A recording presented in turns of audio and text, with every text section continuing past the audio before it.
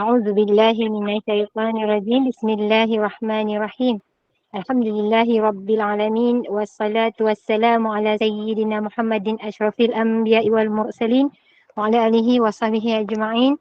Alhamdulillahilladzi hadana li hadza wa ma kunna linahtadiya laula an hadanallah. Rabbi shrah li sadri wa yassir li amri wahlul 'uqdatam min lisani yafqahu qawli. Rabbi yassir 'alaika yassir wa tammim bil khair. Assalamualaikum warahmatullahi wabarakatuh. Ahlan wa sahlan yang berbahagia Al-Fadil Ustaz Muhammad Izzuddin bin Kamaruzaman, kerana sudi bersama-sama lagi dengan Menurut Iman dalam kuliah duha hari ini dengan kisah sahih para Nabi jilid yang pertama, juga bersama-sama yang dikasihi para pencinta ilmu, sahabat-sahabat yang dirahmati lagi dikasihi oleh Allah Subhanahu wa taala, yang saya hormati lagi saya kasihi saf pentadbiran Menurut Iman yang dipimpin oleh Puan Hajar Suniati binti Mansur. Jadi bagi memohon keberkatan kuliah kita pada pagi ini, marilah sama-sama kita membacakan umur kitab yang akan dipimpin oleh Al-Fadil Ustaz untuk kita hadiahkan kepada baginda Rasulullah sallallahu alaihi wasallam, ahli keluarga baginda, para sahabat, para sadiqin, para syuhada, alim ulama, guru-guru kita, ahli keluarga kita, serta tidak lupa untuk umat Islam di Gaza, Palestin, juga muslimin dan muslimat sama ada yang masih hidup ataupun yang telah kembali ke rahmatullah. Bisiril Fatihah. Bismillahirrahmanirrahim. Alhamdulillahi rabbil alamin. Arrahmanirrahim. Maliki yaumiddin. Iyyaka na'budu wa iyyaka nasta'in. Ihdinas siratal mustaqim. Siratal ladzina an'amta 'alaihim ghairil maghdubi 'alaihim waladdallin. Amin. Amin ya rabbal alamin. Tanpa membuang masa lagi, saya dengan penuh takzim menyerahkan kepada Al-Fadil Ustaz. Falyatafaddal mashkura. Baik, bismillahirrahmanirrahim. Assalamualaikum warahmatullahi wabarakatuh. Alhamdulillahi rabbil alamin. Nahmaduhu wa nasta'inuhu wa nastaghfiruh wa na'udzu billahi min syururi anfusina wa min sayyiati a'malina. Man yahdihillahu fala mudilla lahu wa man yudlil fala hadiya lahu. Asyhadu an la ilaha illallah wahdahu la syarika lah wa asyhadu anna Muhammadan abduhu wa rasuluh. Amma ba'. Alhamdulillah, pertamanya syukur pada Allah Ta'ala di atas kesempatan yang Allah izinkan kepada kita di atas pertemuan di dalam majlis ilmu. Semoga Allah Ta'ala melimpahi dengan kebaikan, kerahmatan, ketenangan dan juga keberkatan dalam kehidupan kita, insya-Allah. Amin ya rabbal alamin. Jadi untuk permulaan pagi ini, insya-Allah kita akan sambung lagi, iaitu pengajian kitab Sahih Qasasul Anbiya daripada Al-Hafiz Ibn Kathir, dan kita akan tengok pada muka surat 129. Siapa yang ada kitab boleh terus pergi kepada muka surat 129. Siapa yang tak ada kitab, minta Kak Azrina, minta bantuan Kak Azrina, kita tengok pada surah Hud, surah 11 ayat 7. Okay, surah Hud, surah 11 ayat yang ke-7. Surah Hud adalah surah yang banyak menceritakan tentang para nabi di dalamnya lah. Ada lebih kurang 6 para nabi yang disebutkan di dalam surah Hud ini. Namun dinamakan surah Hud adalah kerana kisah Nabi Hud yang paling panjang disebutkan di dalam surah ini. Maka dinamakan sebagai surah Hud. Okay, merujuk kepada Nabi Hud alaihissalam yang umatnya dikenali sebagai umat Ad. Okay, umat Ad. Okay. Surah Hud nombor berapa Ustaz? Surah Hud, surah 11 ayat 27. Okey, jom dah. Okay. Ayat 27. 27. Okey, kita tengok pada surah ini, Allah Subhanahu Wa Taala menceritakan tentang kisah umat Nabi Nuh alaihissalam. Okey, pada kisah umat Nabi Nuh alaihissalam, bila Nabi Nuh alaihissalam mulakan dakwah, okey, minta Kak Azrina besarkan sikit, Kak Azrina. Besar sikit.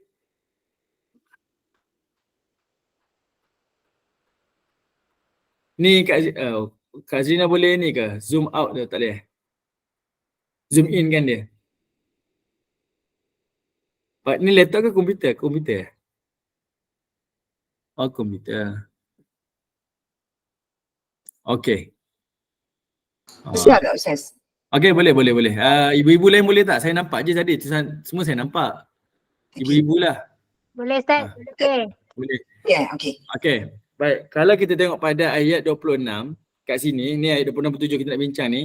Mana-mana para nabi, perkara yang paling awal ketika mana mereka berdakwah adalah mereka terus kepada mesej.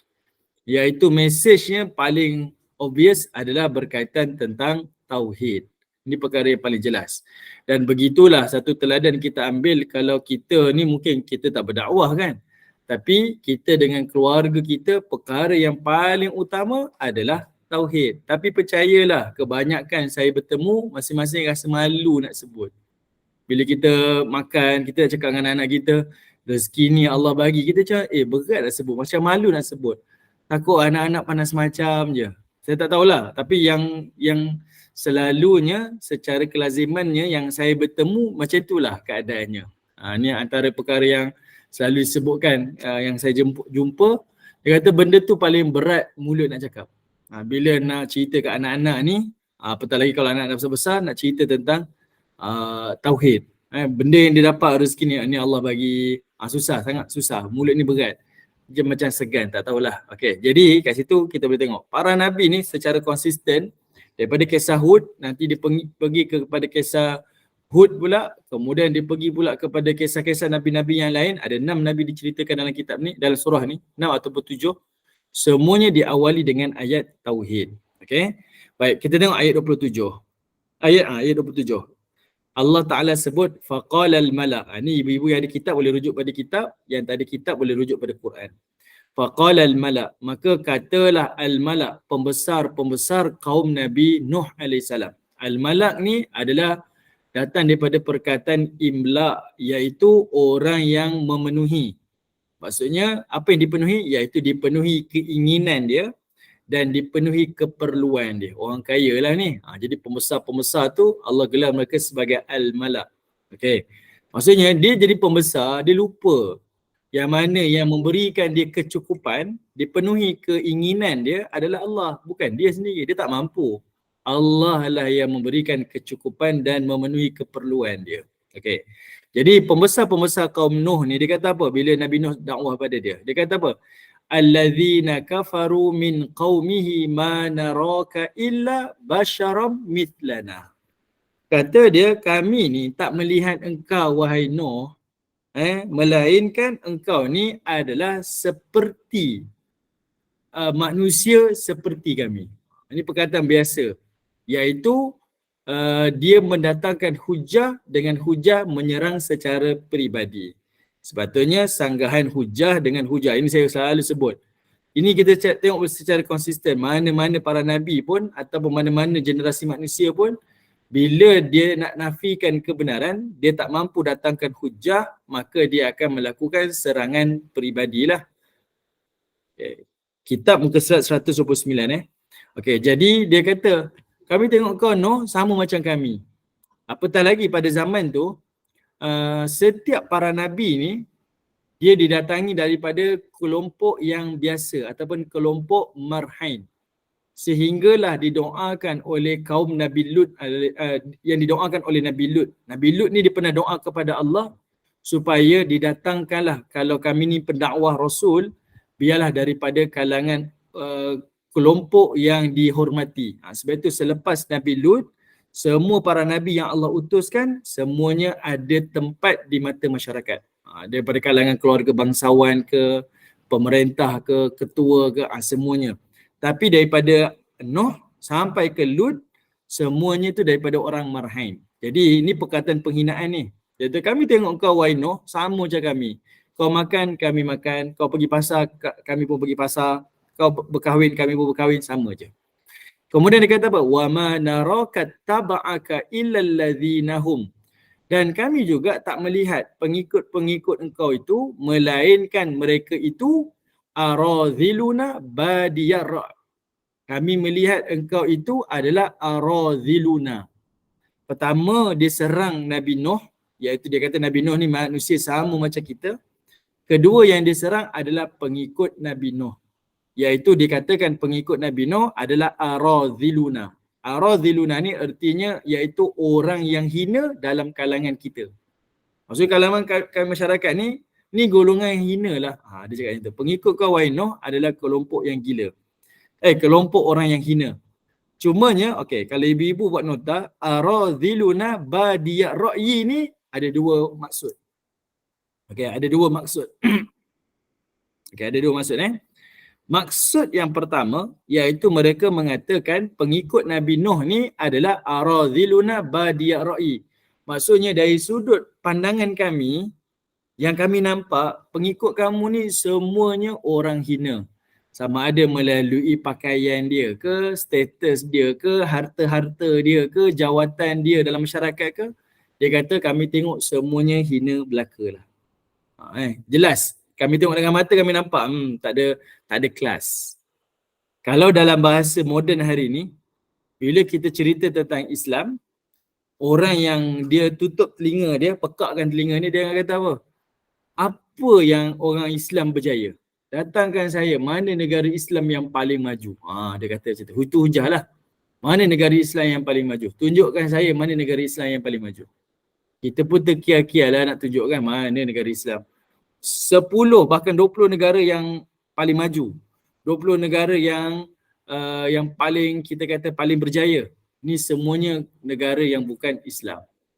Kelompok 10 negara yang paling bahagia, semuanya bukan negara Islam. Datangkan contoh. Datangkan contoh. Tak ada pun, macam mana kamu nak kata? Hujah ni paling susah. Kita susah nak datangkan dengan hujah. Macam itulah orang dahulu mengata kepada para Nabi dan para pengikut Nabi ni, dan itulah yang diulangi oleh orang hari ni bila bercerita tentang Islam. Bila kita nak dakwahnya dia kata, mana bukti? Tunjuk bukti. Pandangan yang kedua, aradhiluna ba'diya ra'yi ni artinya dia kata aradhiluna, kami ni tengok pengikut kamu ni aradhiluna iaitu orang-orang hina dalam kalangan kami ni.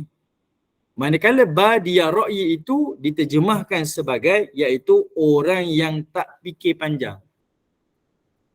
Sudahlah hina kemudian tak berfikir panjang. Ikut je apa orang kata. Itu terjemahan dia. Sebab pada perkataan badia ada dua maksud. Kenapa jadi terjemah macam itu? Sebab perkataan badia ada dua maksud. Perkataan yang pertama badia itu artinya adalah tanpa. Badia ra'yi maksudnya tanpa pandangan. Maksudnya tanpa fikir-fikir panjang lah. Tak payah fikir. Cepat terpedaya lah. Ni orang tak pandai ni cepat terpedaya. Senang je ke tipu. Ni jenis sikat rambut tepi, mudah kena tipu. Contohlah, itu bahasa kita lah. Dia buat penghinaan macam tu. Yang kedua, perkataan badia itu maksudnya secara zahirnya kami melihat. Secara zahirnya kami melihat. Badia tu maksudnya benda yang menonjol, benda yang kelihatan. Maksudnya kami tengok, kami tahu ni kelompok hina ni.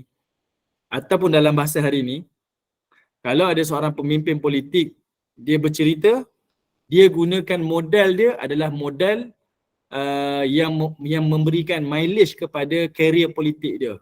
Apa-apa dia cerita, ni semuanya untuk bangsa. Ni apa je, ni semuanya untuk rakyat. Biasa macam tu. Ni mileage. Seolah-olahnya dia nak kata apa? Kau dakwah pada mereka-mereka ni, kau boleh tipu dia lah. Sebab mereka ni adalah orang-orang hina. Jadi orang-orang hina ni, jadi kalau kau nak dapatkan sambutan daripada mereka ni, maka kau gunakan isu-isu yang macam tu. Supaya mereka ni rasa dipertahankan hak dia. Jadi ramai orang sokong kau. Itu satu penghinaan sebenarnya. Dia nak hina kepada Nabi Nuh AS. Tapi sebenarnya ibu-ibu, ini berlaku pada Nabi SAW. Bila mana mereka kata Nabi ni bila dia dakwah, orang yang masuk Islam ni semuanya orang-orang miskin, hamba-hamba. Jadi dia kata Nabi ni bukan bawa kebenaran, tapi Nabi ni pandai bawa mileage politik dia. Pandai main isu lah sampai orang terpedaya dengan isu Nabi. Tapi dinafikan oleh Dr. Said Ramadan Al-Buti dan ulama-ulama silam yang mengatakan tak, kalau kita tengok dalam kalangan as-sabiqunal awwalun, kelompok awal yang beriman dengan Nabi bukan orang miskin, bukan hamba. Bahkan daripada kalangan bangsawan. Abu Bakar As-Siddiq bangsawan. Kan? Abdurrahman bin Auf, Uthman bin Affan ni semua bangsawan. Khadijah binti Khuwailid ni bangsawan. Maksudnya mereka tak ada benda nak pertahankan kaya kami ni miskin ke, hak tak sama rata, tak. Mereka terima tu sebab melihat ini adalah kebenaran. Ini satu penghinaan lah, hujah yang biasa kita dengar Bila ada orang tak mampu datangkan kebenaran, maka dia melakukan serangan peribadi untuk pembunuhan karakter. Okey. Baik. Itu yang pertamalah. Kemudian dia kata apa? Wa ma nara lakum alaina min fadl.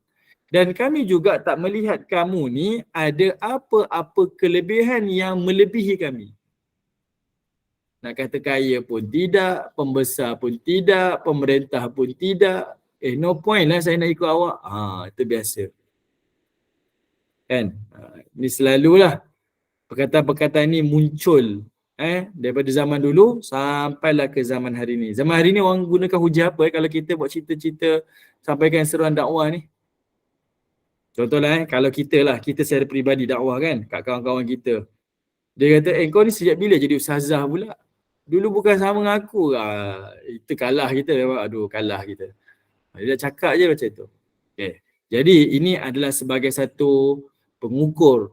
Kalau Nabi yang perfect, yang memiliki package sempurna, yang memang betul-betul manusia yang paling terbaik Allah ciptakan untuk umat tu, pun dikatakan macam tu, kita yang serba-serbi, tak cukup, tak sempurna, tak elok ni, lagi-lagilah perkataan-perkataan yang tak setimpal. Okey? Baik, kemudian tak cukup dengan tu dia sebut lagi, bal nazunnukum, dan kami ni percaya kau orang semua ni kadzibin, memang scammer lah. Kami percaya, yakin kau orang semua ni adalah scammer, pembohong. Okey, ini adalah perkataan yang Allah Ta'ala rakamkan nak cerita betapa degilnya kaum Nabi Nuh AS. Okey, kita turun ayat berikutnya. Kemudian, okey, kalau ibu-ibu yang ada kitab terus pergi kepada muka surat 131. Sebab muka surat 130 tu dia explain balik huraian sedikit syarah kepada ayat tu. Lalu Nabi Nuh berdakwah. Kata Nabi Nuh AS, qala, kata Nabi Nuh, ya qaumi. Ini perkataan yang konsisten. Setiap para Nabi konsisten. Bila mereka ni dihina, dipijak-pijak di tempat yang paling bawah, dihina dengan hinaan yang paling bawah, para Nabi ni tetap dengan bahasa yang paling lunak. Dia awali dengan perkataan ya qaumi, wahai kaumku. Perkataan ni dari terjemahan bahasa kita biasa sebut wahai kaumku tu macam biasa je, tapi dari sudut bahasa Arab sebenarnya Nabi Nuh dan para Nabi yang lain meletakkan diri mereka dengan kaum dia sama. Dia tak membezakan, aku ni orang benar tau, kamu orang salah. Baik sikit mulut awak salah tau, saya ni betul. Itu kita, itu biasa kita kan. Jenis kalau kita betul tu, orang lain salah, memang kena tiau lah. Awak salah, awak kena sedar diri. Saya betul, awak dengar cakap saya. Itu kita. Tapi tidak. Para Nabi ni, dia tetap memulakan dengan ya qaumi, wahai kaumku. Baik. Apa beza pada ayat-ayat ini yang Allah dahului para Nabi yang ucapan dengan ya qaumi, tiba-tiba pada surah Al-Kafirun, Allah Ta'ala menyeru orang-orang kafir dengan perkataan wahai orang kafir, ya ayyuhal kafirun. Kenapa tak digunakan perkataan yang wahai kaumku ke wahai manusia? Kenapa Allah terus panggil wahai orang kafir?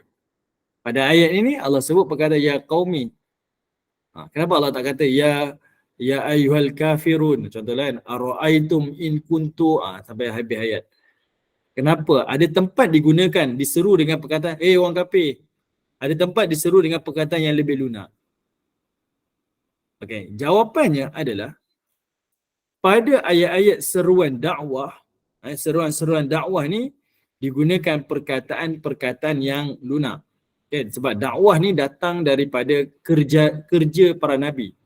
Dan cara penyampaian dakwah kita macam mana pun keadaan mesti mengikuti cara Nabi. Sebab kerja dakwah ni kerja Nabi. Maka cara kita mesti ikut kerja Nabi. Bukan ikut akal kita. Macam mana cara Nabi berdakwah. Sebab para Nabi, seruan dakwah dia kepada umat dia lebih dahsyat daripada kita. Cuma kita rasa kita lebih dahsyat sebab kita tak kaji tentang kehidupan-kehidupan mereka. Kita rasa umat ni paling degil. Umat Nabi terdahulu lagi degil. Kita rasa umat kita paling teruk. Umat Nabi terdahulu lebih teruk. Okay? Sebab umat Nabi terdahulu sampai tahap bunuh pendakwa pun ada. Kita belum lagi pendakwa dibunuh. Belum lagi. Kita rasa dah teruk dah. Umat ni memang kena cakap macam tu. Cakap kasar-kasar.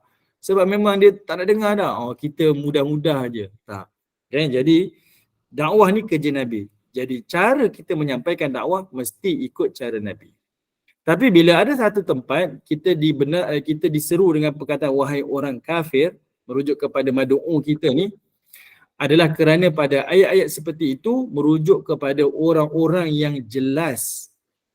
Macam orang kafir pada ayat tu Allah Ta'ala turunkan kepada Nabi SAW ketika mana Nabi dapat tawaran.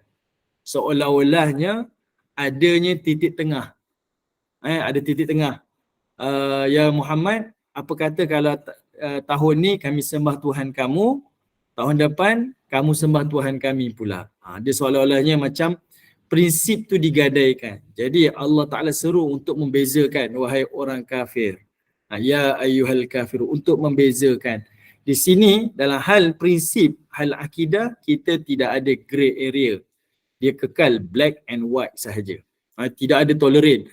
Oh, kita kena tolerate lah bab macam ni. Kita hidup.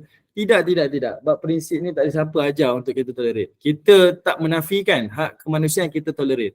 Tapi dalam hal prinsip tidak. Siapa yang tolerate dalam hal prinsip dia? Saya ni tak minum arak tapi kawan-kawan ajak kita, okey lah, kita sikit-sikit lah. Orang tak hormati kita pun. Orang tak respect kita. Okay? Kita ingat kita tolerate. Tapi sebenarnya bila kita gadaikan prinsip kita, sebenarnya membuatkan orang menghilang penghormatan kepada kita. Jadi agama ni dia menjaga izzah dia. Kita tolerate dalam semua perkara, tapi dalam hal prinsip tidak. Kita berbeza. Okey? Baik, kemudian Nabi Nuh AS bersebut, ara'aitum in kuntu ala bayyinatin min rabbi wa atani rahmatan min indih. Lalu Nabi Nuh AS pun berkata, apa pandangan kamu? Ara'aitum in kuntu ala bayyinah. Apa pandangan kamu kalau aku ni ada bukti yang nyata daripada Tuhan aku. Dan aku ni diberikan rahmah daripada sisi Tuhan aku. Okey. Perhatikan dekat sini.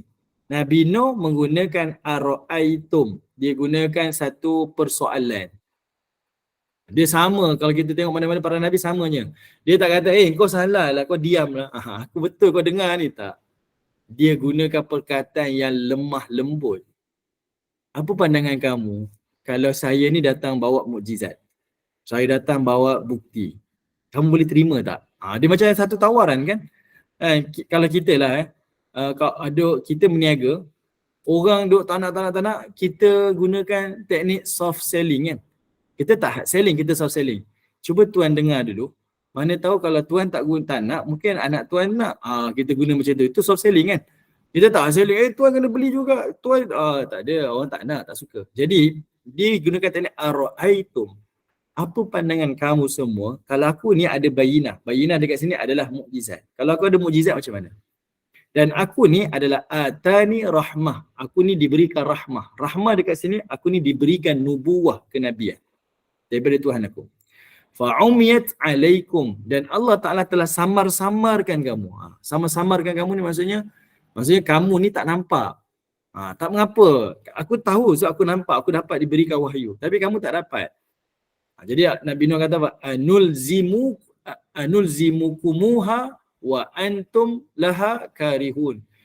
Takkanlah aku ni nak paksa kamu sedangkan kamu tak suka, kamu membenci pula perbuatan tu. Ni nak gunakan ayat 38 ni, ayat 28 ni nak tunjukkan kepada kita yang Nabi Nuh ni dia gunakan pendekatan yang paling lunak. Dia tak paksa-paksa. Tetapi dia mendatangkan persoalan, menimbulkan persoalan, membawa umat dia berfikir. Nak tak kalau aku tunjukkan aku ada bukti. Aku ni bawa kebenaran. Ada tak Nabi Nuh serang kaum dia? Tak ada. Dia tak kata pun kaum dia, kamu ni tak pandai, kamu ni itu. Tak, dia tak kata pun. Okay? Tapi dia gunakan ayat yang menimbulkan persoalan. Okay? Ni lunaknya bahasalah. Bahasa Nabi Nuh AS ketika mana dia berdakwah. Macam itulah dengan kita. Bila kita buat dakwah ataupun kita didik anak-anak kita, kita tak gunakan emosi kita lah. Tapi kita gunakan akal kita. Okay? Gunakanlah. Kadang-kadang emosi kita, geranya budak ni kan. Aku cakap macam ni pula. Ketepikan perasaan tu. Tapi mainkan peranan dengan akal kita. Okay? Tak melakukan serangan peribadi. Tapi sentiasa datangkan hujah-hujah dan sebagainya lah. Ini kaedah yang Allah Ta'ala cuba bayangkan kepada kita. Okey. Kemudian kalau kita berhenti kat sini, kalau kita tengok dalam kitab, di sinilah Ibnu Katsir dia bawa satu lagi dalil, dia kata apa? Macam itulah Nabi Musa alaihissalam ketika mana diseru dakwah kepada Firaun laknatullah. Faqula, kata Allah Ta'ala, maka kamu berdua berbicaralah kepada Firaun. Faqula lahu, kepada Firaun, qaulan layyina, dengan bahasa yang lemah lembut.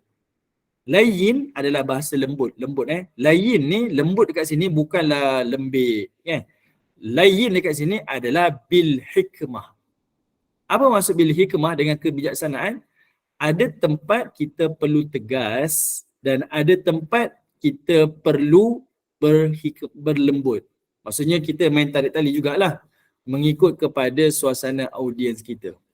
Okey? Ada tempat kita guna cara macam ni, ada tempat guna cara macam ni, iaitu menggunakan cara yang bijaksana. Okey, itu namanya layyin. Bukan berarti Firaun hina-hina pun Nabi Musa dengan Harun tetap cakap tak. Kita boleh tengoklah dialog-dialog Musa dengan Harun tu, nampak kebijaksanaan dia ketika mematahkan ucapan-ucapan Firaun. Okey. La'allahu yatadzakkaru aw yakhsha. Mudah-mudahan dia sedar dan dia takut. Ni nak cerita kesan orang yang sentiasa lunak dalam pendekatan dakwah dia pasti akan menundukkan siapa saja. Saya rasa ibu-ibu berhadapan dengan ayah-ayah di rumah kan. Kita boleh tengok kaedah kita. Kita melenting, lagi melenting lah. Kan? Kita marah, lagi marah lah. Tapi kalau kita tukar kita punya cara kita, automatik reda cepat. Cuma kita lah bukan korbankan perasaan kita. Tetapi menggunakan kebijaksanaan kita. Tapi percayalah, mana-mana pun, bila kita gunakan pendekatan yang lebih lunak, dia berjaya akan menundukkan siapa sahaja. Itu yang Allah Ta'ala sebut. Sebab itu Allah sebut yatadzakkar. Bila kamu gunakan tu, pasti dia akan sedar. Ataupun yakhsha, ataupun dia akan rasa takut. Dia pasti akan menundukkan siapa sahaja. Okay, sebab apa? Mesej sama. Messenger tak sama. Maksudnya apa? Mesejnya sama. Saya katakan benda sama. Ustaz-ustaz lain pun katakan benda yang sama. Tapi kenapa ada ustaz ni dia cakap satu benda, saya tak boleh terima. Tapi ada ustaz ni dia cakap, saya boleh terima.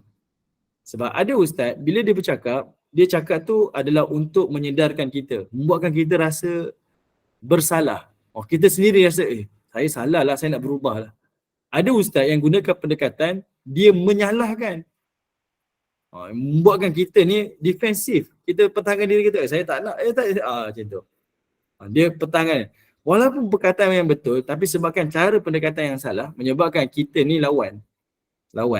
Sebab itu dulu saya ada tulis satu buku, tapi ni buku orang muda-muda lah. Saya tulis masa saya di universiti dulu. Adalah diterbitkan di Telaga Biru. Saya tulis apa? Menyentap, jangan sampai biadab. Menasihati, jangan sampai menyakiti. Itu saya punya buku lah. Saya tulis tak perlu sentak-sentak. Ibu-ibu boleh google lah tengok, tak perlu sentak-sentak. Saya sampai kawan saya, Ustaz Adnin, dia ni dia kan buat tarbiyah sentak. Kalau Ustaz Adnin tengok nanti, dia sampai call saya, Ustaz apa Ustaz cakap macam tu Ustaz? saya cakap dia, Ustaz kalau tak sentak tak apalah. Ustaz janganlah sentak pula. Saya cakap benda betul kan. Tak menafikan lah. Dah sampai hari ni lah saya kawan baik dengan dia. Sebab daripada buku yang saya keluarkan tu menyebabkan dia tersentak. Itu cerita lama lah. Okay? Kita nak menyentap, jangan sampai biadab. Kawan tu tengok drama Hindustan, menangis-nangis 3 jam. Kita pun cakap kan? Kita pun cakap dengan dia. Kau tengok Hindustan menangis, baca Quran tak menangis, kawan tu sentap. Kita rasa betul je. Tak betul. Kita rasa macam betul kan? Tak. Pendekatan kita itu tak kena dengan kaedah yang digunakan oleh para Nabi. Okay? Baik, tak payah bincang lah yang tu. Kalau bincang banyak nanti. Okay. Baik. Okay, kita tengok yang berikutnya. Kalau tengok dalam satu lagi dalil, iaitu digunakan oleh Al-Hafiz Ibnu Katsir daripada surah An-Nahl. Ini kita hold kat sini, kita tengok dalam kitab. Kalau ibu-ibu yang tak ada kitab, buat nota saja. Tadi surah Taha ayat 44. Sekarang surah An-Nahl ayat 125. Ibnu Katsir bawa iaitu Allah Ta'ala berfirman, Udu'u ila sabili rabbika bil hikmah wal mau'izati hasanah. Serulah manusia kepada jalan Tuhan kamu dengan hikmah dan pengajaran yang baik. Kenapa Allah sebut macam ni? Sebab Allah nak bagi tahu, majoriti manusia umumnya tak suka dipaksa. Saya tak nafikan, ada manusia yang suka dipaksa. Ada manusia tak suka dipaksa.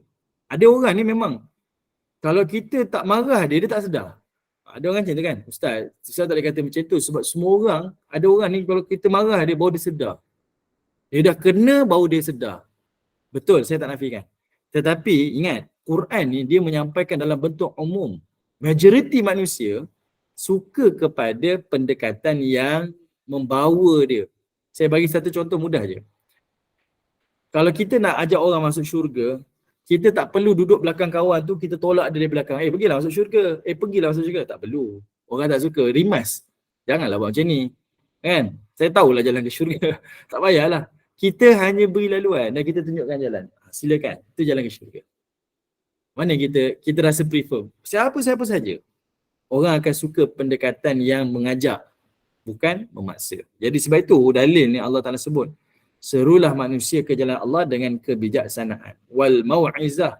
Dan juga dengan pengajaran ataupun nasihat yang baik. Mesti itu cara kita.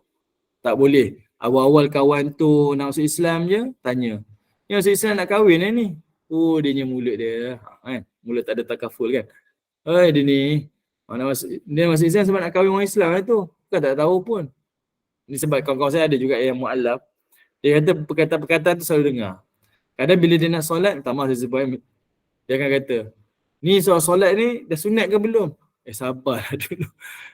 Jenis macam tu kan. Sebab ibu-ibu ingat tak kita pernah bincang kisah pakcik Nabi iaitu Hamzah bin Abdul Muttalib kan. Dia masuk Islam asalnya bukanlah kerana dia nak masuk Islam.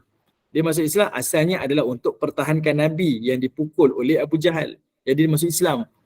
Jadi itu menunjukkan kepada kita Allah Ta'ala nak bawa manusia ni ke jalan hidayah ni macam-macam jalan.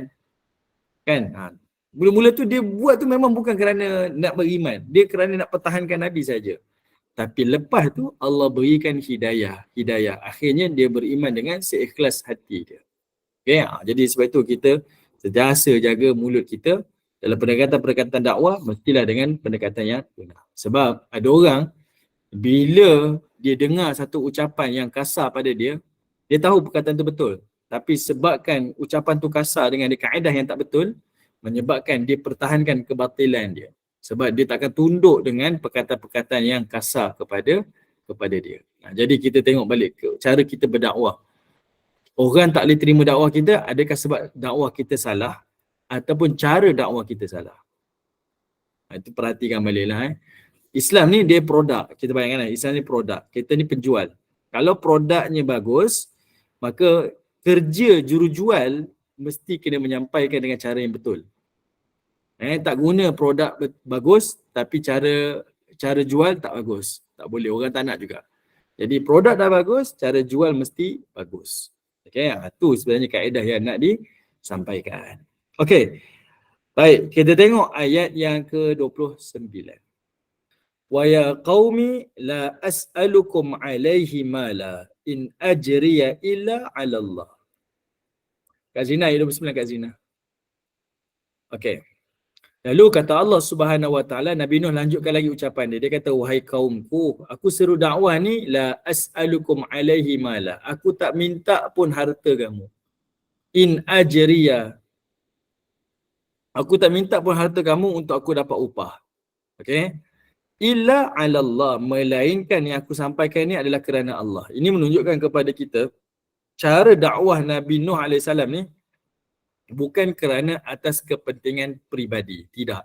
Tapi seruannya itu adalah kerana Allah Ta'ala. Memang betul-betul kerana Allah Ta'ala. Tidak ada kerana kepentingan peribadi. Dan di sini menunjukkan kepada kita bila Nabi Nuh AS dia menyampaikan seruan dakwah tu kerana Allah, dia hanya mengharapkan balasan daripada Allah bukan daripada makhluk, maka dia tak terikat pendekatan dakwah dia ataupun mesej dakwahnya itu mengikut kepada audiens. Ada sekarang ni pendakwa akan ikut pada audiens. Audiens nak kata macam tu, dia kata macam tu lah. Sebab saya ada kepentingan peribadi daripada audiens. Saya akan sebut benda yang audiens suka je. Benda yang audiens tak suka, saya tak sebut. Dan ini berlaku Saya rasa saya pernah cerita pada ibu-ibu. Ada satu tawaran daripada satu stesen TV. Lama dah lah. Sekarang orang tak tahu TV dah dulu. Dia minta pada saya, Ustaz, boleh hantar resume tak? Kita nak panggil Ustaz lah ni. Masuk kat ada satu rancangan tu popular lah, kalau saya sebut mesti ibu tahu. Saya kata, okeylah saya hantar resume. Hantar melalui staff syarikat lah. Ada satu, sebab saya duduk satu syarikat dulu. Syarikat ni dia akan deal dengan stesen TV lah. Jadi saya minta kawan ni hantar. Dia pun hantar. Dia tak cakap direct dengan saya lah stesen TV ni, tapi dia bagi tahu dengan kawan saya. Dia kata, tak apalah Ustaz Izzuddin, sebab Ustaz Izzuddin dia tak ada follower dekat Instagram. Saya dengar tergelak dengar. Oh tak ada follower pun je. Okey. Rupa-rupanya dia sangat berhajat kepada siapa-siapa pendakwa yang dia nak panggil masuk ke stesen TV ni, mesti pendakwa tu dia ada follower dia, dia ada subscriber dia, orang yang ada nama. Dia nak macam tu. Saya kata, tak apalah, saya bukan jadi orang macam tu. Dia kata kalau Ustaz nak ni, nanti Ustaz ni lah create lah account ke media sosial ke, Ustaz cari lah follower, nanti Ustaz join lah kami dalam media. Saya cakap sorry lah, itu bukan saya lah, saya memang tak berminat nak buat macam tu. Itu antara lah yang hari ni berlaku dan berlaku pada saya. Saya cerita ni jujur, saya cerita sebab nak bagi tahu benda tu berlaku.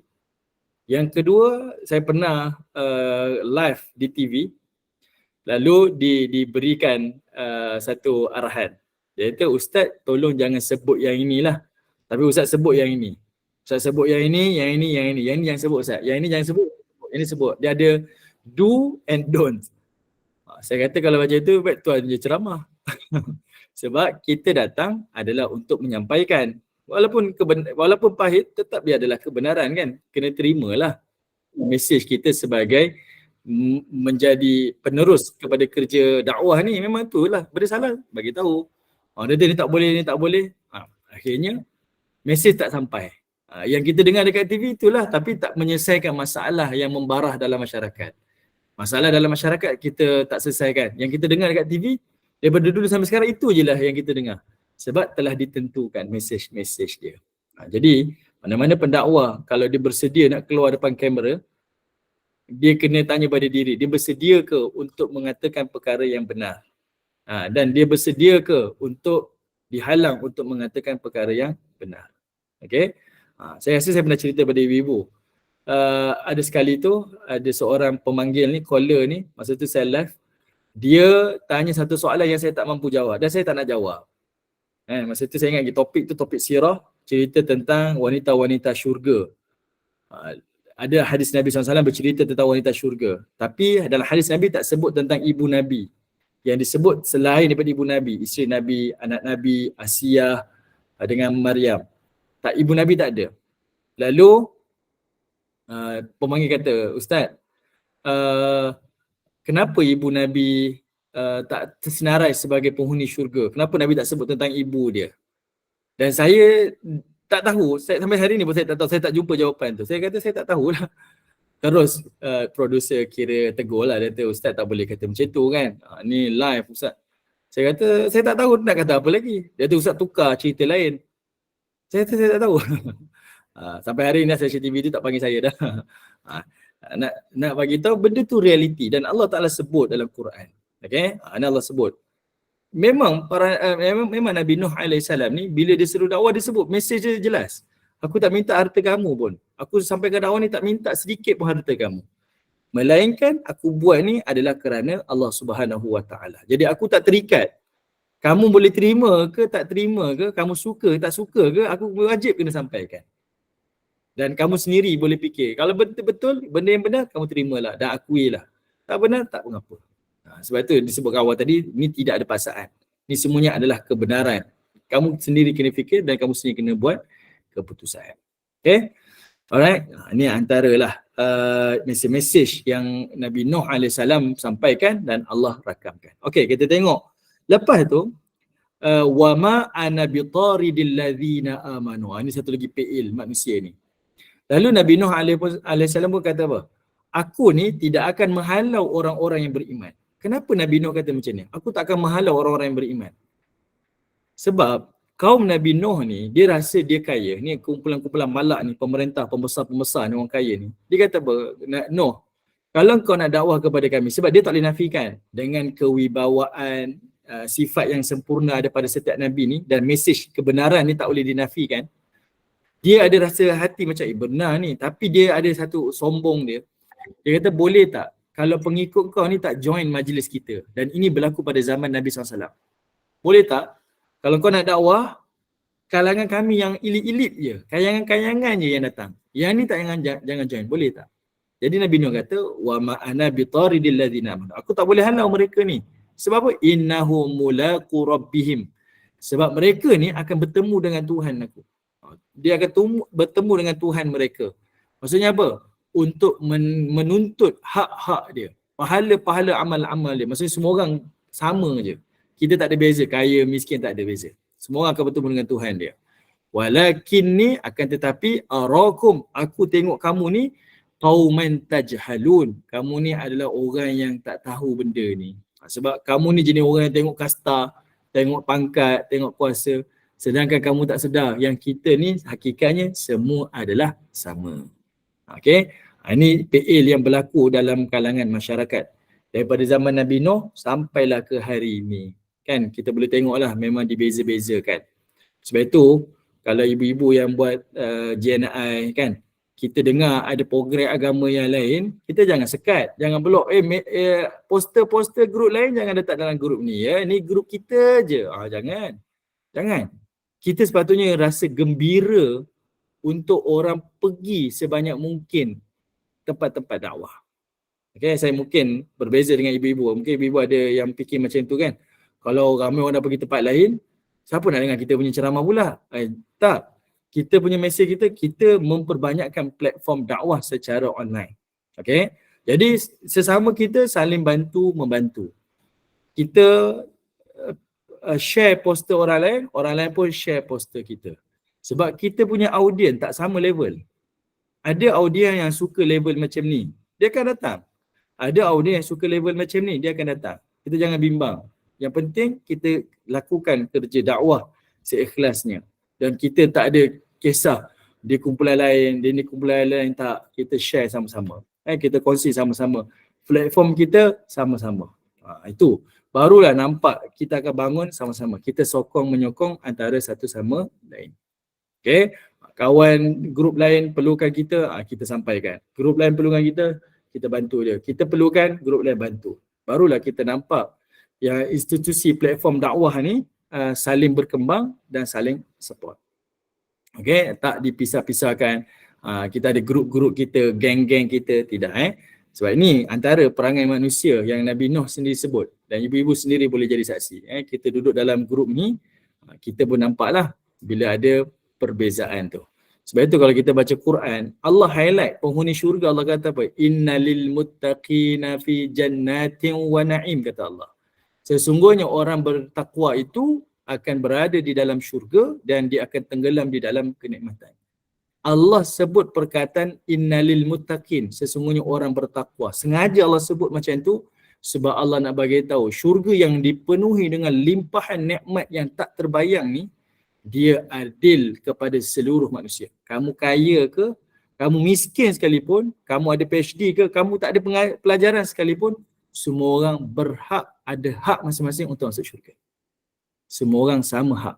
Tidak ada dibeza-bezakan, tak. Semuanya memiliki hak yang sama rata untuk masuk ke dalam syurga Allah. Dia tak dipisah-pisahkan. Jadi kita yang membaca tu kita rasa tenteram jiwa kita. Sebab kita ada potensi yang sama adil dengan orang lain untuk masuk ke dalam syurga Allah Subhanahu wa taala. Jadi kita ada kumpulan-kumpulan ni jangan dipisah-pisahkan, jangan dibeza-bezakan. Okey, baik. Kemudian kita tengok ayat 31. Okay, ayat 31. Atas okey, wala aqulu lakum indi khazainullah wala a'lamul ghaiba wala aqulu inni malakun wala aqulu lil ladzina tazdari a'yunukum la yu'tiyahumullahu khaira. Dan aku tidak pernah berkata kepada kamu, di sisi akulah ada perbendaharaan Allah. Dan tidak aku mendakwa aku tahu perkara ghaib. Dan aku juga tidak mengatakan aku ni malaikat. Dan aku juga tidak mengatakan, tidak berkata pada orang-orang yang beriman yang kamu pandang hina itu bahawa Allah tidak akan berikan kebaikan kepada kamu. Ni jelaslah. Ni jelas menunjukkan walaupun Nabi Nuh ni adalah Nabi, tetapi Nabi Nuh sendiri pun tak tahu perkara-perkara yang ghaib ni melainkan adalah wahyu Allah Subhanahu Wa Taala. Tapi tiba kita pula dia special. Guru ni tahu dia ni ahli syurga. Saya tengok awak saya tahu dah. Ni baik-baik. Nabi pun tak tahu, awak tahu pula macam mana ni. Jadi kita boleh nampak ciri-ciri kepada ajaran sesat. Okey, ciri-ciri dia. Guru ni tahulah saya ni, Tok Guru ni tahulah, Ustaz ni tahulah, tinggalkanlah. Ni memang mengarutlah, saya minta maaf sebut. Sebab memang Nabi Nuh ni Nabi dia sendiri sebut. Saya ni tak tahu apa-apa, saya tak memegang pembenaran Allah. Maksudnya apa? Semua orang sama adil. Semua orang sama adil. Kamu beriman, kamu tak beriman. Kamu semua umat aku. Aku akan sampai dakwah sama rata. Tak ada beza. Ni geng aku macam ni kat cara ni. Ni tak geng aku je. Tak, semua orang sama rata. Aku tak kata orang ni dapat pahala lebih, orang ni tak. Semua orang sama rata. Jadi Nabi Nuh AS nak menunjukkan kepada kita yang menguasai dan yang memiliki segalanya itu adalah milik Allah Subhanahu Wa Taala. Okey, semuanya adalah nikmat Allah Subhanahu Wa Taala. Allah lah yang datang manfaat, Allah lah yang datang mudarat. Aku tak ada apa-apa pun. Aku bertugas hanya untuk menyampaikan sahaja. Okey? Sebab selalunya bila orang yang buat kerja dakwah ni, selalunya dia akan ambil kesempatan lah. Sebab ada datang penghormatan, kan? Ada orang berikan kelebihan, dia ada dapat macam-macam kelebihan lah. Kelebihan paling tidak kalau ada event kan, ustaz-ustaz mesti ada makan meja yang special. Betul tak? Mesti ada macam tu. Layan sama rata je lah. Tapi kita tak nafikan lah, kadang-kadang ustaz ni mungkin tadi dia penat bercakap tadi, orang ni kita bagi sikit, ada sikit keutamaan, terpulanglah. Tapi bagi setiap pendakwah, dia jangan ambil itu sebagai satu kesempatan. Sebab bila kita punya percakapan kita boleh mempengaruhi seorang, tanyalah pada sesiapa. Biasanya kita kecundang lah. Kita akan berkata dengan syahwat kita. Kita akan bercakap sesuatu yang membuatkan orang ni pergi kepada kita lah. Lebih utamakan kita. Sebab kita nampak kan, kita cakap kita ada kuasa kita. Kita tengok pada anak-anak kita je lah. Kita ada anak-anak, macam mana kalau kita cakap, anak kita boleh dengar. Kita ada rasa macam kita ada satu kuasa yang kita boleh pengaruhi orang lain. Jadi kita tengok, adakah apa yang saya sampaikan itu kebenaran ataupun kebatilan?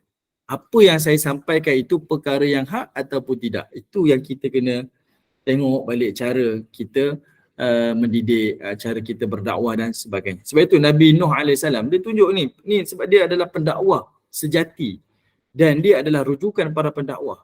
Dia sendiri sebut, aku ni tak ada apa-apa pun. Aku tak tahu apa beranan Allah, aku tak tahu perkara ghaib, aku tak tengok orang ni macam ni, tak, aku sama je, semua sama. Ini salah satu daripada kaedah yang disebutkan oleh Allah Subhanahu Wa Taala melalui teladan dakwah Nabi Nuh alaihi salam. Okey, ini cara dia supaya kita sentiasa kembalikan segala perkara tu adalah kepada Allah Subhanahu Wa Taala. Okey, semuanya dikembalikan kepada Allah Subhanahu Wa Taala. Macam beberapa pertemuan yang lalu kan ibu-ibu ada tanya, saya tahu tak ada saya punya murid saya daripada penghuni-penghuni ni, dia buat salah apa dia masuk ke dalam kan. Saya kata saya tak tahu. Sebab kalau boleh saya nak layani semua sama je. Tanpa ada bias ataupun ada perasaan yang berbeza-beza. Si fulan ni macam ni, si fulan ni macam ni, tak nak beza. Saya ajar sama je. Supaya saya sendiri tak tahu, melainkan dah hujung-hujung nanti dia nak keluar, baru saya tahu, oh dia macam tu. Saya pun dah tak jumpa dah dengan dia dah. Baru saya tahu. Tapi selain daripada tu, daripada awal-awal memang saya takkan ambil tahulah. Saya tahan diri saya untuk ambil tahu. Sebab kita tak nak kita bias. Ataupun kita tak nak cenderungkan satu kumpulan ataupun seseorang, kita bezakan yang lain. Oh, dia ni datang daripada Kuala Lumpur ni lah. Oh, dia anak kerabat lah, contohlah. Automatik cara layan kita beza. Tak, biarkan. Saya tak nak beritahu yang tu. Yang tahu, awak datang sini belajar dan saya ajar awak. Dan saya ajar sama rata. Semua orang dapat yang sama. Okey. Jadi itulah cara yang Allah Ta'ala sebut melalui ucapan Nabi Nuh AS. Okey, kita tengok di sini dibawakan satu lagi dalil. Iaitu dia kata apa? Pada ayat 32. Minta maaf. Qala ya Nuh, maka mereka pun berkata, wahai Nuh. Ayat 31 kak? Minta maaf. Ayat 31. Okey. Allahu a'lamu bima fi anfusihim inni idzal laminadh zalimin. Kata Nabi Nuh AS, Allah lebih mengetahui apa yang ada di dalam hati mereka. Sesungguhnya aku jika bertindak demikian, nescaya menjadilah aku ini adalah orang-orang yang zalim. Nampak tak? Kita faham mesej yang disampaikan oleh Nabi Nuh AS. Allah sahaja yang tahu. Aku tak perlu pun nak judge ataupun nak membeza-bezakan. Sebab kalau aku buat macam ni, nescaya aku ni jadi orang-orang yang zalim. Okey, kita tengok ayat 30 tak ya? Okey. Kalau kita tengok dalil dekat situ, dia bawa satu lagi dalil iaitu menurut surah Asy-Syu'ara ayat 111 yang mana Allah Ta'ala rakamkan qalu anu'minu laka wattaba'akal ardhalun. Mereka berkata, apakah kami harus beriman padahal pengikut-pengikutmu adalah orang yang hina. Ini salah satu dialog lain yang Allah rakamkan dalam surah Asy-Syu'ara bila Nabi Nuh dakwah, audiens dia kata apa? Perlu ke kami nak beriman sedangkan pengikut-pengikut kamu ni orang-orang yang hina? Saya ulangi lagi sekali. Kalau kita dakwah pada non-Muslim, perlu ke saya ikut Islam ni sedangkan awak pun tak maju? Awak sendiri pun tak bahagia. Contohlah, dia mendatangkan data-data melalui negara Islam tak ada yang maju, negara Islam tak ada yang berjaya, negara Islam tak ada yang itulah, tak ada yang ini. Dia kata macam itulah. Kemudian Nabi Nuh pun menjawab, qala wa ma ilmi bima kanu ya'malun. Kata Nabi Nuh, tidak ada pengetahuanku tentang apa yang mereka kerjakan. In hisabuhum illa ala rabbi law tash'urun. Perhitungan amal mereka tidak lain hanyalah kepada Rabb aku, jika kamu sedari. Wa ma ana bitaridil mu'minin in ana illa nadhirum mubin. Dan aku tidak akan mengusir orang-orang yang beriman, aku ini hanyalah pemberi peringatan yang jelas. Ini antara dialog lain yang menyimpulkan daripada surah Hud, dialog antara Nabi Nuh dan juga pembesar-pembesar kaum kepada Nabi Nuh alaihi salam. Okey. Baik, kita ada masa sikit lagi kan? Okey, kita tengok sedikit poin yang kelima, putus asa Nabi Nuh daripada mengajak kaumnya untuk beriman. Okey, putus asa Nabi Nuh untuk ajak kaumnya beriman. Ayat yang kita bincang tadi ibu-ibu, dia bukan berlaku dalam satu masa. Dia berlaku dengan tempoh masa yang paling panjang. Ini adalah antara, kita kata, babak-babak kedegilan umat Nabi Nuh AS. Maksudnya Nabi Nuh bukan cerita sekali dia tak nak beriman, Nabi Nuh tinggalkan. Kita dah bincang awal dahulu daripada surah Nuh.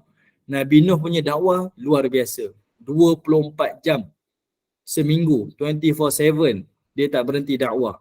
Dia berdakwah siang malam. Dia ikut waktu madu'u dia. Madu'u dia siang kerja, malam free, malam kita jumpa.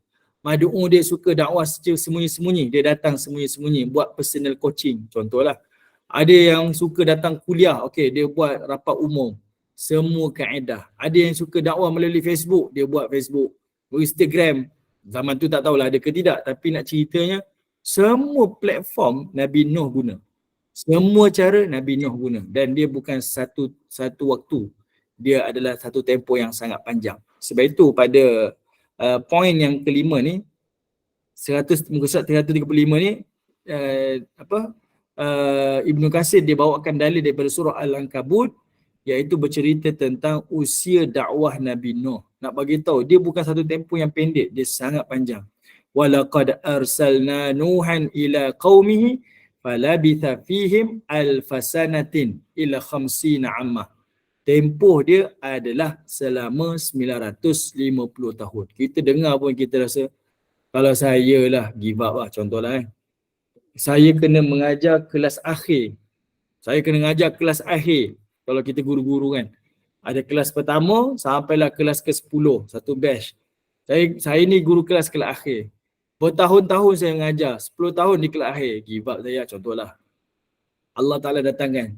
Kalau kita mengalami situasi itu, kita ada seorang tokoh yang menjadi teladan kepada kita, iaitu Nabi Nuh AS. Dia bukan 10 tahun, dia bukan 100 tahun, dia 950 tahun. Dia menghadapi orang yang sama, kerenah yang sama, PL yang sama. Tapi yang lagi dahsyat lagi, orang tu generasi dengan generasi yang berikutnya. Cuba ibu-ibu tengok ayat lepas tu, daripada surah Nuh ayat 27 tu, wala yalidu illa fajiran kaffara. Dan mereka hanya akan melahirkan anak-anak yang jahat dan tidak tahu bersyukur. Sebab Nabi Nuh ni umurnya panjang, maka dia bertemu dengan bukan satu generasi, tapi 3-4 generasi.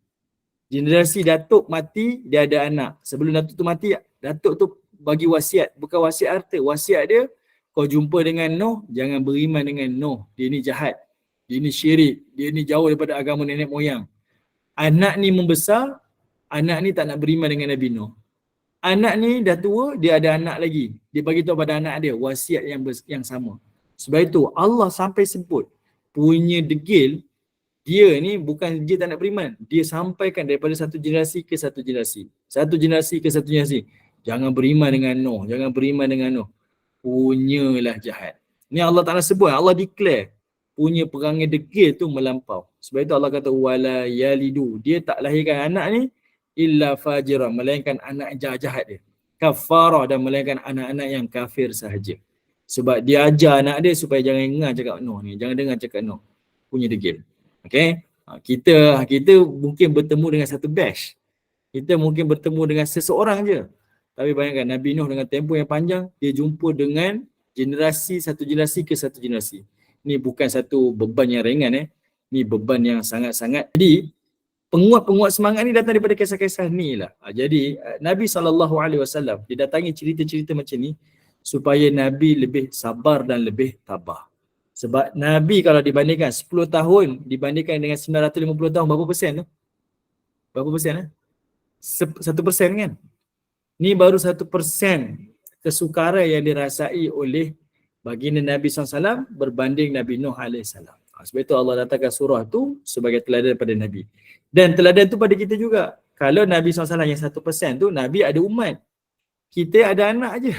Contohlah. Kita ada anak aje. Bukan ada kita seorang, 2 orang yang macam itu kan. Kita seorang aje kita kena hadapi. Ataupun 2 orang kita kena hadapi. Supaya patutnya kita tak rasa stres. Tapi kita letakkan, kembalikan harapan tu kepada Allah Subhanahu Wa Taala. Contohlah macam tu. Okay. Baik, saya berhenti dekat ayat ni. Nanti kita akan jumpa lagi pada kesempatan yang akan datang. Muka surat 135, dalil yang bawah tu kita akan tengok nanti berkaitan tentang sebelum azab yang diturunkan kepada kaum Nabi Nuh ni, dan macam mana Nabi Nuh AS mula rasa putus asa untuk mengajak kaumnya untuk beriman. Okay, kita berhenti dekat ayat ni insyaAllah. Baik, wallahu ta'ala. Ustaz, nak buka soalan? Satu boleh, satu Kak Mira. Sebelum saya buka ke orang, saya tanya dulu. Ustaz. Satu. Ustaz. Oh, ada soalan. Sila Kak Mira soalan. Ustaz, maknanya umat Nabi Nuh ni yang paling degil sekali Ustaz. Paling degil umat Nabi Nuh. Paling degil. Sebab kita tak adalah nak kata ada satu nas ke apa, tapi nak bagi tahu tempoh tu panjang. 950 tahun. Maksudnya dia punya degil tu sampai diwarisi. Kita marah dengan kawan, tak ada bagi tahu anak kau jangan kawan dengan dia tau, mak memang marah dia. Kita tak sampai macam tu kan kalau bergaduh dengan orang, tak bagi tahu anak jangan kawan dengan dia.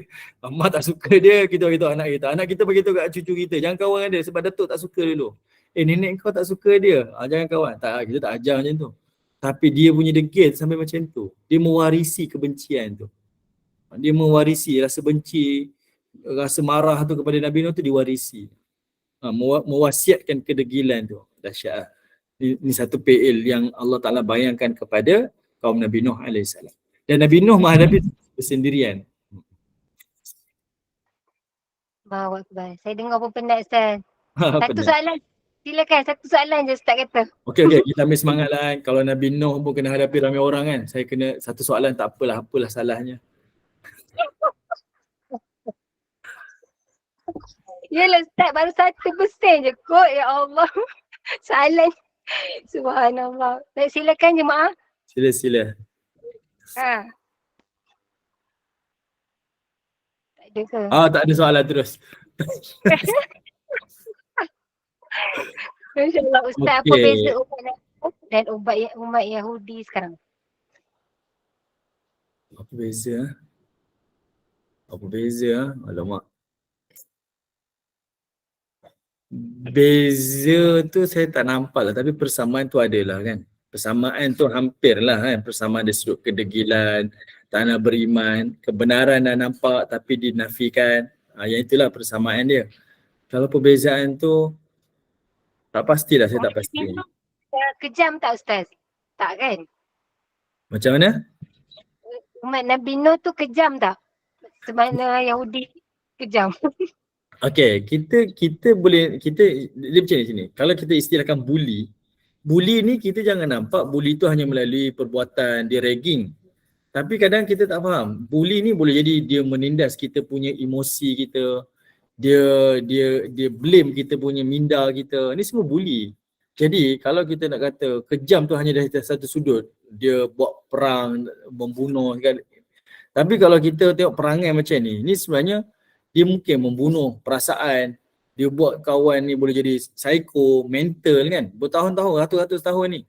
Saya rasa dari sudut kejam pun sama je. Tidaklah berbeza tapi cuma kaedah tak sama lah. Kaedah tak sama. Kan? Betul kan, dia bully mental, bully emosi. Itu lebih ni lah. Lebih kejam. Saya tak pastilah apa perbezaan dia. Jadi kita tutup ya. Ada satu soalan. Untuk next kita kena banyak soalan. Mujahadah. Astagfirullahaladzim. Okay. Alhamdulillah. Barakallahu fi, jazakumullah khairan jazak Ustaz di atas perkongsian hari ini berkenaan dengan Nabi Nuh. InsyaAllah nanti kita akan sambung pada muka surat 135 dalil insyaAllah seterusnya. Jadi kita boleh ambil teladan dan ibrah lah daripada kisah Nabi Nuh alaihissalam ini. Ada hebat betul dakwahnya. Kita dakwah baru berapa persen je pun kan. InsyaAllah dah mengeluh penat macam-macam. Allahu Akbar. Mudah-mudahan bermanfaat. Mudah-mudahan barakah. Mudah-mudahan Allah kurniakan limpah rahmat kepada kita. Terima kasih kepada tim Gemenur Iman, sahabat-sahabat pencinta ilmu yang mengimarahkan kuliah kita hari ini subuh tadi sampai ke duha ni. Dan kuliah seterusnya pada asar hari ini 5.15 petang seperti biasa bersama dengan Al-Fadhil Ustaz Ilin Aminin bin Muhammad Saleh dengan kitab Misbah Udujah Syarah Safinah An-Najah. Jadi teruskanlah bersama-sama dengan Gemenur Iman dengan kuliah yang disediakan di sepanjang hari ini. Jadi saya mewakili Gemenur Iman memohon maaf sekiranya ada sebarang kekurangan dan kesilapan. Yang baik itu datang daripada Allah, yang tidak baik dan kelemahan itu daripada kami sendiri. Kita tangguh kuliah kita. Mohon sekali lagi Al-Fadhil Ustaz untuk membacakan tasbih kafarah dan surah Al-As. Saya sudahi dengan wabillahi taufiq wa hidayah. Assalamualaikum warahmatullahi wabarakatuh. Bismillahirrahmanirrahim. Subhanallah wa bihamdi, subhanakallah wa bihamdika, asyhadu an la ilaha illa anta wa astaghfiruka wa atubu ilaik. Subhana rabbika rabbil izzati amma yasifun wa salamun alal mursalin walhamdulillahi rabbil alamin. Wal 'asr innal insana lafi khusr illa alladhina amanu wa 'amilus solihat wa tawassaw bil haqq wa tawassaw bis sabr walhamdulillah. Terima kasih. Assalamualaikum.